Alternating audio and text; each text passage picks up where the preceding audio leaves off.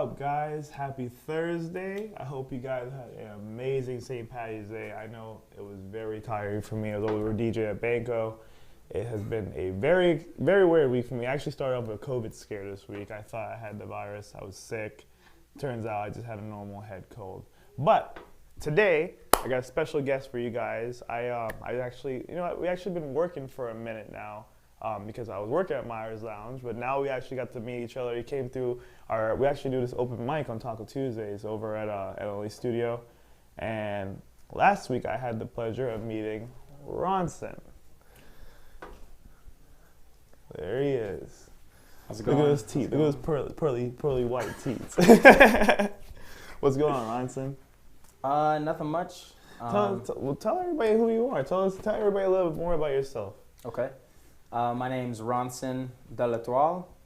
I'm 27, from Palm Beach, Florida. My dad, he's from Iceland. My mom, she's from Jamaica. I've been making music, I feel like since I was 3 years old. Started with kind of like my inspiration of wanting to be a pop star or R&B superstar, even a rock star. Growing up, I listened to a lot of different types of music, so I always wanted to be some sort of a heavy hitter in the industry. So, but just trusting the process at the time. So how long have you been doing music now, you said? I mean, I've been singing, not well when I was younger. I guess I taught myself how to sing just kind of through a lot of practice, but no music classes. No, I was in band. Ah, okay. So I played three instruments. Okay, so you got your music theory now. Yeah. You know what I mean? So I feel like I had an ear. I had some sense of like an ear for the sound I wanted to make. But true that. I learned it I taught myself from kind of mimicking other artists that I liked. That seems like the way to do it these days, and then you find and develop your own style and stuff like that. And go from there. Now your style. Like, your style alone is unique because, like, when I heard you the other day, I was like, this kid is, like, you just banged out, like, 3 different styles in one hit. Like, I was like, holy. I was like, whoa. So, like, tell me a little bit more about that. Like, what like, I kind of got, like, I'll be real. Like, I feel like you one-upped The Weeknd. No, stop. I mean, like, but with a little bit of a Chris Brown flavor. Right, and then you come back with that kind of like that Rick Ross kind of like thump, like, you know what I mean, yeah. like that hit on the beat, right, note kind of thing. I like that. That was so different to me. I was like, I feel like I'm listening to 3 of my favorite artists in one right now. You and me both. I think the biggest thing for me is every time that I release a new song or like I'm working on a new song, I try to see how I can diversify my sound. I think a lot of people are interested in like finding their sound, and I've found my own sound in like a collaboration of my favorite artists. Yeah. So, a lot of people, they'll say that some of my songs or parts of my songs sound like The Weeknd, which I know it's a compliment, but I want to be my own artist. And I've been listening to The Weeknd since 2011. Like, yeah. He popped up on Pandora, back in the day, and on House of Balloons, and I was like, wow, like I like this, and I listened to it a lot. But I also tell people, well, me and him grew up listening to the same artists, similar artists, like me. Mine was Usher, R. Kelly, New Edition, Teddy Pendergrass, like things like that. That's like the R&B side of it, Luther Vandross. But also like the classic rock side. Like I am a huge fan of Axl Rose. Oh, snap, really? So yeah, I was actually in Battle of the Bands in college. I was the lead singer for like a rock band, just like we would do a competition. And we did a Guns N' Roses tribute band, and I was Blaxl Rose. You have your recordings of that? It was on YouTube. It was like that one was like poorly recorded, but there's part of it. I mean, I could find some of it somewhere. Now, I'll show you. Here's something I want to test you with. You're also Jamaican. Yeah. What about the Caribbean music? So here's the thing. So, I stopped looking on YouTube for beats. Every day though, yeah. I go on YouTube There's certain producers that I follow, and I listen to their beats for freestyling. Hey, I'll tell you the truth behind that. You see, the type beat game, Yeah. right? People don't realize this because a lot of these kids these days they download these beats from YouTube and use them. You don't realize that you're actually just getting a remake of somebody else's beat Absolutely. that sounds alike, so you can still be sued for rights just because you're using those sounds and stuff like that. And that's the thing with type beats. Like, I was the same way. I used to go on YouTube and I was like a few years back and look up type beats and stuff like that. To where it got to the point where I was like, nah, I'm gonna produce my own thing. Yeah. And then like, it's crazy because like when I produce, it's not like I'm sitting there like doing drugs or doing anything. Like I'm producing solely sober, and it's just my mind that's flowing through, like just flowing through and everything. That I'm going right into the beat, like down to the 808s, like just hearing the snare, just like that. That's where it is. And like once you get into that creative process, you kind of drift away from that YouTube rap, that type beat game, and you kind of find yourself. And that's where I'm at right now. Like I'm a house head. I love house. House is my thing. And right now I'm stuck producing hip hop. It just feels right. I just love it. It's not a terrible fallback. It's not. I mean, I'll get there, but like that's for the other guys in the team. They'll handle the rest of the genres, stuff like that. But I understand you just dropped a single yesterday. I did, yes. All right. Well, tell us more about it. So the song is called DeLorean. It's on Apple and Spotify. Today I'm gonna put it on YouTube and SoundCloud. But I was having some trouble with my distribution because there's another artist called Ronson. So I did a snap yesterday, right? Like before I posted, I reshared. Yeah. I actually did a snap of your song and I tagged you in it, and it won't let me upload the video to Instagram. Like I was trying, I'm like, what is going on?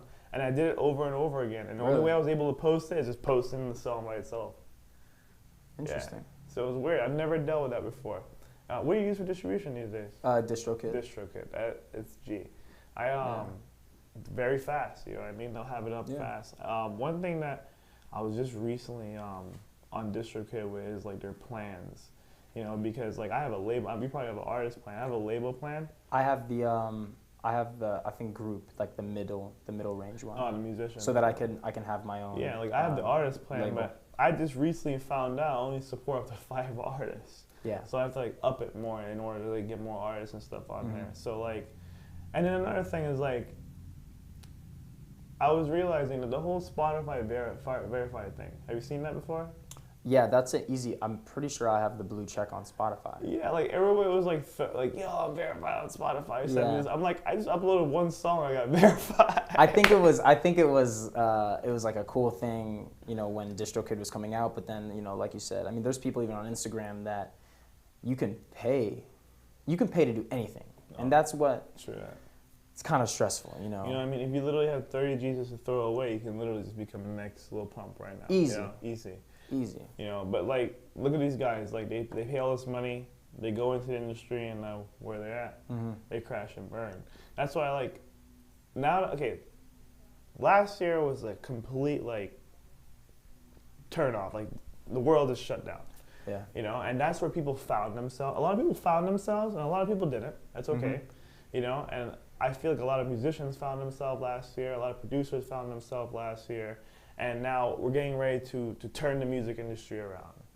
I've noticed that this year alone, like a lot of people are doing remakes of all the older tracks and stuff. I don't know if some people ran out of ideas. Kind of what it is. Right. Yeah, But I see that the direction that we're going in right now is everything's going digital. Everything's streaming.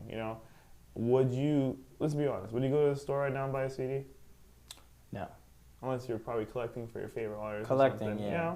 Stuff like that. Like I like vinyls. Like records, well, the record players are making a comeback. Oh yeah. Like with like the digital record players, so that would be something. But CDs though, I don't know. Everything's streaming now. You're ready to go on Apple Music, Spotify, find the track. Yeah. Look, it's easier. But what people don't understand is like people besides artists like us is that's how we get paid. Like that's how we make our money now in the industry. And it's easier because you see what these big labels and stuff have to offer you is we're guaranteeing your spot. We're guaranteeing your streams. We're guaranteeing, that's what it is. as an independent artist, we gotta build it ourselves. Macklemore, Yeah. right? Macklemore is a good example. He's completely independent. Mm-hmm. You know what I mean? He was like, I'm not stopping until I make it. He literally took a trailer and made his studio in a trailer and had just recorded it 24/7 until he made it hit. And now, running Macklemore LLC, straight royalties paid to him, you know, and then you do your outsourcing stuff from there. And that's what I'm trying to do right now. Is I'm trying to build that database here in Florida, you know. Absolutely. So where we can have those streams and those things go out and stuff like that, help these artists grow, develop. There's a lot of talent out there. Like when I heard, bro. You don't understand. People are still talking about you, like with me, like Taz, like Mark, all these boys. Like I appreciate it. We're like, yo, and then words. It was crazy because Kevin Hahn, who's watching right now. What up, Kevin? Kevin's my boy. Like I've known Kevin for years, and like a few months ago, Kevin's like, bro, you need to link with Ronson. Yeah. And the whole time I was working with you in Myers Lounge, I had no idea. Yeah. It was you. He was like, you know Ron? So I'm like, nah. And he actually sent me one of your tracks. I think he sent me a video you did. Music, one video? Yeah. Yeah. It was a good video. Yeah. He sent me a video and I was like, damn, I really got a link with this kid. And then he also sent me, I don't know if you know Ernie. Ernie Mon? Yeah. I don't know him personally, but he knows people that I know. Yeah. Or maybe I know people he knows. Like last week I had you. But this week we had Ernie come in, man. And I was like, bro, like you put both of y'all on a booth, bro. Oh my god, I felt like it's like future Lil Uzi. I was listening to like, yo, I think y'all got a link, like for sure, because like we're working on something with him right now. His girl produces stuff like that. He sings. He's a singer. Bro, maybe I don't know him. He's just like you. Like he's just like you, except he's more on like the heavy gangster side, like of like the rap game, like you know, and stuff like that. But he pulls out the R&B, mixes it up. I'm like, bro, like this is too good to be true. Like this is talent right here in our hometown. It's a lot that should be out there right now. Yeah. You know what I mean? Like you shouldn't be sitting at this table with me right now, bro. It's a pleasure to be here. You should be sitting down playing poker with Rick Ross. And like that's the one label I would sign to. I always tell, as a joke, I tell people though, like I would love to be in Double MG. You know what label? You know, if I ever had to go around with a sign to a label, I think it would be Mad Decent. Mad Decent. Oh yeah, Diplo is like my god. With Diplo and them. What was his? I'm honestly blanking right now. I apologize, but the group that he did, Major Lazer. I love Major Lazer. So let's go. I went to I don't want to sit here and be like, I'm trying to copy them or anything, but that that's a sound I want to go for. Like that, put the Caribbean sound into the mainstream. Like I'm still trying to figure out my way of doing it. But I'll tell you what I envision. Soca. Mm-hmm. Taking soca and modulating it to today, like doing something different with it. Like you don't really have more of like a I thought about doing like a soca. I actually did one, but a soca house, like a house like track that's like complete soca, or like even like soca trap. Like make a new genre out of a genre and add another genre into it, kind of thing. So that's where like I'm at, because that's what they're really good at. Like that's what Major Lazer is. Like they're remixers, stuff like that. I actually got to meet Walshy Fire a few times. Wow. Jillian Trinidadian. What up, Trinity? Stuff like that. But that's dope. Also, I understand that you also are a firefighter. Yeah. How do you get into that? So I went away to college to be a doctor. Oh man, I think about that. And I couldn't pass calculus. Couldn't do it. Just wasn't for me. But that's okay. In the end, if you really wanted to do something, I would have done it. No. So basically, my brother's a firefighter. My older brother. Thanks, Future. Appreciate it. My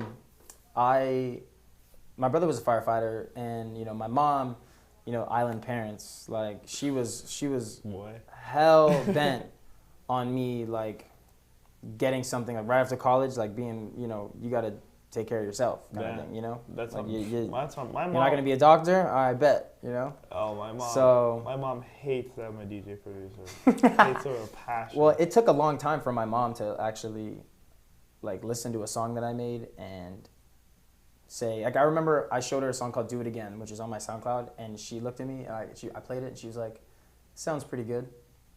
You know, just like straight up. And I always show her my songs now, and she doesn't like when the songs get raunchy, which is to be expected. My dad likes it. But you were talking about like island music before. I wrote a song a few years ago, but it was on YouTube. It was a YouTube beat. And I still listen to YouTube beats, but strictly for practicing making melodies. And like I don't listen to music in my car. True. I can see that. I don't listen to music unless I'm in the gym. I only listen to beats. Beats. I kind of get that. That definitely the G idea of the whole process. Yeah. Cause every time I listen to a song that I like, I'm like, dang, I gotta make one. You know. And I get off. I'm like, why am I listening to that artist? Like he just got my money. And I look at beats just because it has been times where I'll hear a certain melody and I'll use it again later, because there's constantly poetry going on in my head, and when I put it to a beat, it's easier for me to remember. See, that's crazy. That's how I feel about production. Not the poetry part, but the actual structuring of the song. Yeah. Like, you know, like, and putting it together, like, completely, the way my brain works is like playing chess. You know, like, and putting all the puzzle pieces together in a beat. Like, that's how I feel about it. Like, I'm not poetically, like, on that side, but I'm, like, as technically. You know, like, I'm on the technical side of it when it comes to, like, putting the beats down and stuff like that. But the one thing that I do struggle with, and I'm always, like, that's time-consuming to me, is the 808s. Yeah, you know what I mean, if those 808s are not hitting, I don't have a hit, bro. I don't have a song. Like, that's like the main component now. Like, yo, like, let me, like, even like, you know, like yesterday I was working on a beat. I sent you out. I was just bored. I was like, let me just have a few minutes. Let me just make something up. And like, bro, I'm sitting there like trying to tune this bass, bro. Oh man, like I know like how I wanted to hit, but I'm like trying to project it out and it's not coming out. You know, and I was like, you know what? Let me get ready for my gig. I'll play Banco, this and that. So, you know, probably when I go back today is when I'll catch on to it. And it may not sound the same or how you want it from the studio, and then like the first trial run on the headphones to in the car to, you know, out of the speaker or whatever, it's all gonna sound different. So like tuning things is always difficult. I get it. Yeah. I get it. You know, it's the little like tiny things. I'm more strong on the engineer side. You know what I mean? Like, vocals are like my thing. I can literally take your vocals and twist them, like, really easy. Like, I do vocals, like, easy. Like, even, you know, try it. Next time you record some vocals for a track, just send me the vocals. And I'll clean it up for you. See if you like it. Test it out. Right. Stuff like that. What else? You know, tell me a little bit more about yourself. Like, you know, influences. My influences, I mean, like, Jamie Foxx is my idol. Because I do acting.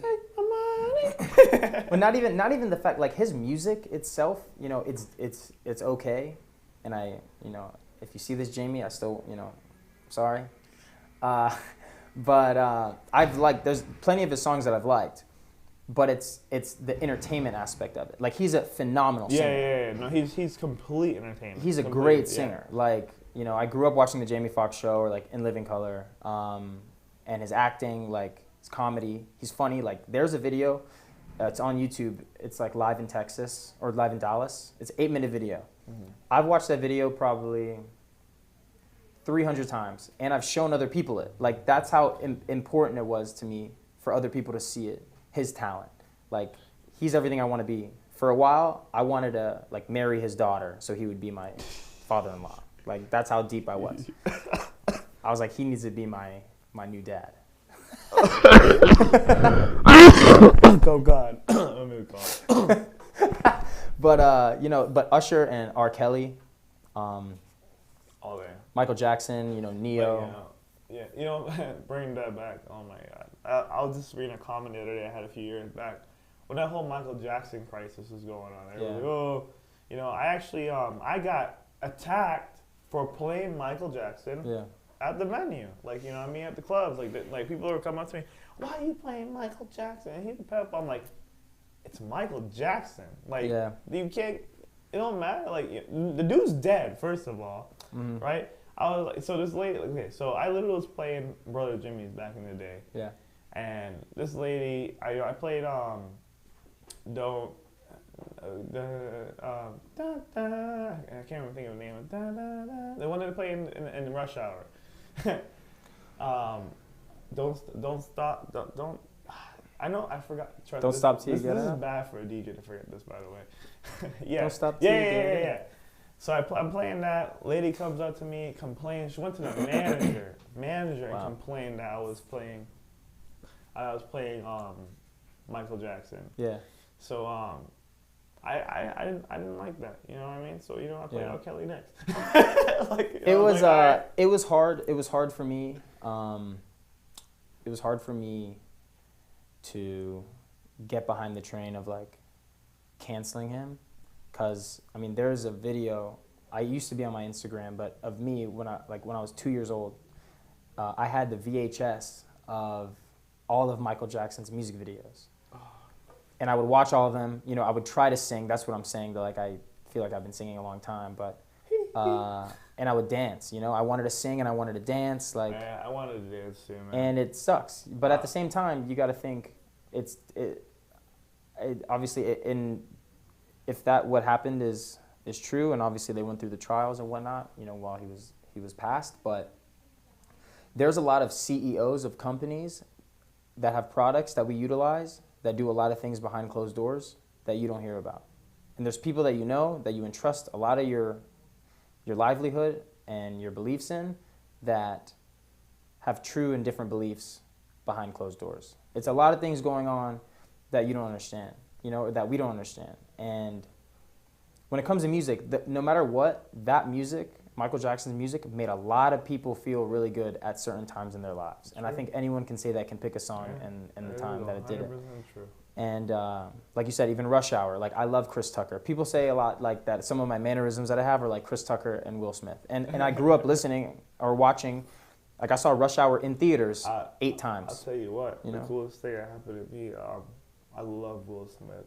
I love Will Smith. Like I grew up on Will Smith. And last year, with the whole unemployment thing, which I'll get into in a little bit real quick before we get done, we'll just wrap this up. Will Smith called me and congratulated me last year. Like, I got to talk to Will Smith on the phone. I was like, what? Because of the whole thing I did for the unemployment and helping people in Florida and stuff like that. Okay. Yeah, like it was nuts. Like that was pretty dope. Like I cried.